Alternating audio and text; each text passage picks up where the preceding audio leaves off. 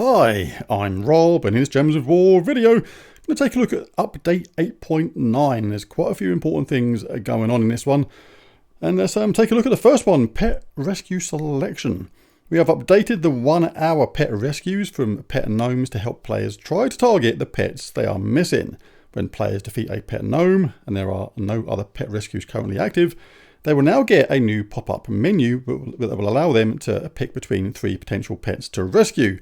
Got an image of them there, and it says select one of these pets to rescue. This is quite handy because a lot of players sort of know they've got a lot of the pets and they can target one which maybe they're missing, which is a lot better, I think. So that's a nice little improvement there. The 3 pets will be randomly selected and will not necessarily be from the same kingdom. However, there will always be the following: 1 buff pet. This is any pet that has an ability that helps the player, gives improvements to your stats, for example. 1 cosmetic pet, and 1 buff or cosmetic pet. Only 1 pet can be chosen from 3 pet options. Once a pet has been selected, it will be the pet rescue available to the player and their guild. PvP pets, starry pets, faction pets, immortal pets, platform exclusive pets, and the revered dragon kitty will not appear as options for the updated pet rescues. That's fair enough. Please note, these changes only affect the pet rescue event from defeating pet gnomes and will not apply to scheduled pet rescue events on Wednesdays. We are looking into this as a potential change to come in the future. So yeah, that's a nice little start, not too bad at all.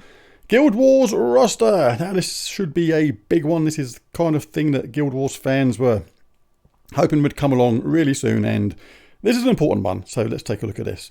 We've added an updated version of the classic Guild roster to the new Guild Wars. The new Guild roster displays Guild Wars information for all Guild members. Similar to classic Guild Wars, all Guild members will be able to view the roster. It can be accessed from the Guild Keeps menu, and players will also be able to review the final roster results during the 2-day Guild Wars grace period after the final day war ends. So before, like, that's the old style one. I used to really like it. It just worked. It just done the job. If you've been playing Guild Wars and you're quite new to the game and you've only seen the new version, all this version is basically similar kind of thing, but it keeps track of people's scores and it ranks them into different categories. Paragon, Champion, I think it was Herald, Vanguard and Soldier before. So yeah, it's just basically different scores. So it's basically bragging rights. It's like to try and be Paragon. It creates a nice little inter-guild rivalry, if you like, so you can get the best scores, encourages people to try and do better.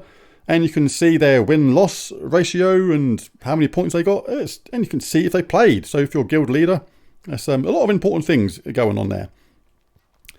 And as it says there, this information includes how many Guardian boosts has a player purchased. That's good. So you can see if people are chipping in and supporting the guild as much as they can, or at least as much as other players are.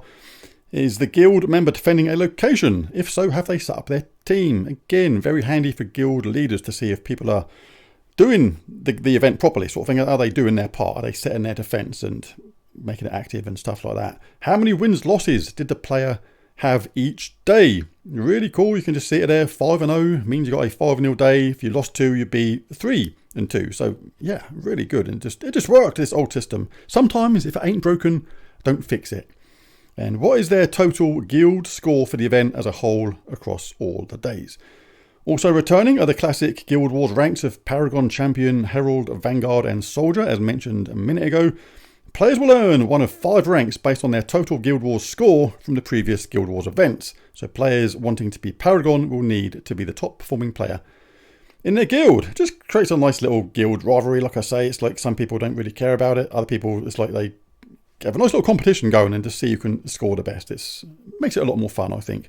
And I think this was removed before because some people would get embarrassed about their scores or just didn't like it because their scores were shown. You shouldn't worry about that. It's like, unless you're in a super mega serious Guild Wars guild, then just play the game, do the best you can. If you lose, you lose. Some teams now, like a triple tax shaker team and things like that, if they get a lucky start, there's not a lot you can do about it, no matter what your team. So it's like even the best players, in quotes, the best players technically, will lose games just to sheer luck and the way things roll sometimes. So never worry about your score. Obviously, just don't be blasé about it and just pick any old team and just get annihilated most of the time and then blame it on the board. That doesn't quite rub either. But basically, it's there, and don't worry about inevitable losses, which are just basically based on luck. Sometimes, even though you can do something to try and stop it happening, but it's all part of the strategy. Anyway, players will earn 5 ranks there. We've done that. Currently, these Guild Rod ranks are bragging rights and give no other advantage, but we may explore special rewards in the future. That'd be nice. Please note, currently, if you hover over a player, it lights up as though you can tap on it for more information. That is something we may be exploring in the future. Soulforge rotation. We have made some initial improvements to the rotation of craftable mythics and legendary troops. The Soulforge will now rotate the mythic and legendary troops available for crafting twice a week. Once at weekly reset and once at daily reset on Thursdays. Well, that's interesting, but it does have pros and cons to that, which I've just thought of, and I'll come to that in just a second. This allows us to cycle through the Soulforge lists for mythic and legendary troops faster, allowing for new troops to go into rotation more quickly. We have added a time left timer to all troops that will rotate, so players now know how much time is left before the Soulforge changes its contents, and you can see it there, like the silent one, time left 2 days, 6 hours, 12 minutes.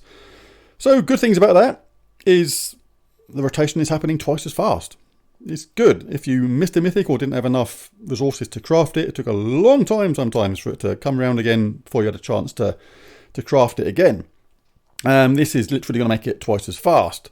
The downside to that is, and it's only a minor one, but it may affect some people, excuse me, is the fact that you've got half the time now to gather the rest of the resources if you were close but not quite there to crafting a mythic you really want. Example, on a Monday at the moment, if you're like 100 diamonds short or something, you can probably get them one way or another throughout the course of the week, from chests, from events, from doing various bits and bobs, and get that mythic before reset happens the following Monday. Now, you've got half the time to do that. So you've got a mythic you really want, you've got to, only 3.5, you've got to get it a lot quicker. You've got literally half the time as before. So pros and cons to that, I would say. But for the most part, I think that's going to be beneficial to most people. In-game guild name change. It's a little interesting one.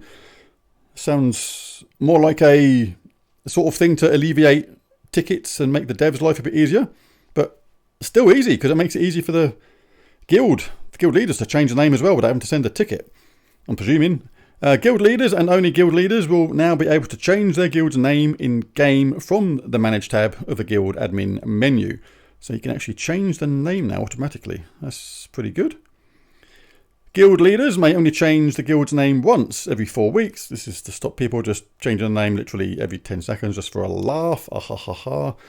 Guild names will go through the same restrictions as choosing a name for a new guild to make sure the new one is available and isn't inappropriate. As part of this change, the guild admin menu for the Manage tab has been updated.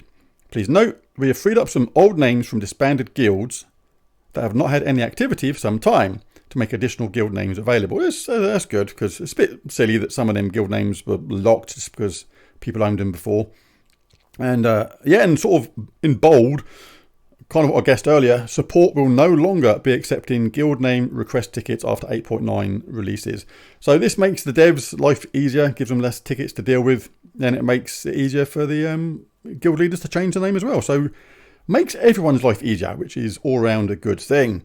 Troop upgrade menu. We have updated the troop upgrade menu to bring all aspects of troop upgrading back into a single menu. The troop upgrade menu has been updated to the UI style to be similar to the Immortal menu. On the new overview menu, players will be able to view their troops' information and easily navigate to the different types of troop upgrade menus. We have a little example of it there. It's one of those things you have to look at and see whether I think it's an overall improvement or not. The menu along the right is broken down into 5 sections, and we've got a little graphic down below there. Spell. View the troop's spell description and spell icon. Level. View the troop's current level and skill points. Players can also tap the notepad button to see a breakdown of skill points. Traits. View all 3 traits on a troop and their unlock status. Ascension. The troop's progress to their next ascension rarity. Max Ascension for all troops is not available on this menu at this time, but will be added back into the UI in a future update. Why not? That was such a handy little button. You just, bottom right, just pressed Max Ascension. It just done everything all in one go. Very easy if you've got the resources, and just made it simple. It's just a bit weird sometimes how those little things are just left out as if they couldn't include it for some reason. Anyway, it is what it is. Elite level. This will replace Ascension once a troop is fully ascended. Players can see the troop's role and current elite level. Shiny. If the troop has a shiny version, they can see the current progress and tap on the shiny token to bring up the troop's shiny menu. Along the edge of each section, there are upgrade icons that, when tapped, will slide out the upgrade menu for the matching troop's upgrade, e.g. level, traits, ascension, elite level. One of those things that when they put down in type, it sounds slightly overcomplicated, but when you see it, it's probably going to be very, very straightforward. On each upgrade menu, players will be able to either upgrade with their resources or choose to use an orb for that type of upgrade. This will allow players to view upgrades and decide if they prefer using an orb instead of resources. Along the top left of the menu, adjacent to the back, help and chat buttons, there are 2 additional buttons. Orb button. Players will be able to view all their orbs, similar to the dual view in Soulforge. Disenchant button. Players will be able to go to the disenchanting menu. We have kept the max upgrade button on the overview menu. That will do any possible upgrade for that troop, including level, traits and ascension as before. The button has a slide out display that lists all of the upgrades and resource costs when using the button. The slide out will also allow players the option to use an orb of power instead of regular resources if they prefer. All orb upgrades have a confirmation pop-up menu in case a player accidentally interacts with an orb button instead of the regular upgrade button in the menu. Always nice to be confirmed on these sort of thing, and there it is. There, a little graphic of it. Using the level up button from one troop card view will take players directly to the troop level menu. We left this button in for new players to make it easier for them to focus on leveling their troops. So it's kind of a funny thing in a way, because you read that there and it all makes it just leveling troops sound like the most complicated things in the world now, where before it was very straightforward. But I'm kind of looking at that as a player that's been playing this game for a long time, and you kind of get set in your ways, so you get used to things. So we get used to those things as experienced players, but as a new player, completely new to the game, it might be more intuitive and easier. But it just seems a little bit of a faff sometimes to experienced players, because we're just so used to doing things a certain way. But if it helps newer players, then all good. Let me have a little sip of my drink. Right, where was I? Players will still have the option to take a screenshot of the troop overview menu, but we have removed the screenshot customization options at this time. The disenchant menu has been updated to the new UI style, but will work the same as it did previously. Again, max ascension for all troops is not available on this menu at this time, but will be added back into the UI in a future update. Early game improvements. In the opening tutorial sequence, we have removed the second militiaman troop from both battles 2 and 3. This allows players to complete their tutorial battles faster, allowing new players to get into the Dragon's Pursuit story sooner. Can't remember that, it was a long time ago, but I'm sure it's an early game improvement. In tutorials, the message tap click to continue now appears faster, so players don't have to wait to move to the next part of a tutorial. Is that really sort of thing you need to be focusing on rather than many of the other bugs? It's like that seems really quite small. But anyway, it's there. We have sped up the reveal of nodes for a story arc. The quest nodes between the arc start and the next mini-boss or boss battle. And we have changed the battle background in quest battles to match the background used in starting conversations. This ties the battles to conversations happening beforehand. I used to skip past all them conversations, just not interested, but each to their own. Achievements. Paragon of War. Earn the Paragon rank in a Guild Wars event. That is going to be tricky for a lot of people to get, because A, you got to be in a guild, B, you got to be playing Guild Wars, and C, you have to score the highest out of your entire guild. So yeah, a lot of people would be a little bit unhappy at that one, but completists will want to do well, and it's encouraging to try and do well in Guild Wars and try and get Paragon. And anger management, that's quite a funny one. Match 100 in Rage Gems. General. Warbands will now rotate around every 2 weeks, with the oldest warband cycling out and a new warband cycling in. That's good. A lot of the warbands are very tricky for some people to get, so to make them easier to get is a good thing. Adjusted text on various menus to address some of the readability concerns with the new fonts. How about leaving the fonts the way they were, but they were perfectly readable in the first place? Huh? Anyway, we have also been reviewing the new fonts in non-English languages to address the smaller text concerns. We'll be reviewing the font changes and feedback as an ongoing project. Make this sound like just the font is like the biggest deal of all time. It's like, how about if it ain't broken, don't fix it? There's nothing wrong with it before. You could read it. It probably worked in different languages. And now you create a load of issues because you changed a font. So you've given yourself a load of problems which didn't exist before you tried to change something which didn't matter, which is changing the font. Talk about making your own work. Anyway, bug fixes. Sony offers for real money appeared without a price and were able to be purchased. Didn't just be not unable to be purchased, just shut down the whole game. It just threw you out of the game completely, which was really annoying. I play on PlayStation, and it must have cost the devs a lot of money, this, because across the whole Sony format, PSN or PlayStation, it's like nobody would have been able to buy immortal upgrades and lanterns and things like that, and it really annoying for a lot of people. It must have cost them a lot of money, so that's a good one to finally get fixed. Improvements to the tech around the rewarded ad videos to help address the issue where no video is available. Tower destroyed. Reward text in invasion events would expand out of the reward box, making it difficult to read some of the text. Gnomes summoned during Gnomapalooza would appear as level 1 and would pair with higher stats than they should have from PvP bonuses such as Blood Frenzy. Another bug fix, make sure you get your text reader, your spell checker to check things properly, and would prepare. That's quite a funny one. And would appear with higher stats, it's meant to say, obviously. Guild admins were blocked from guild admin features caused by a calligraphy error.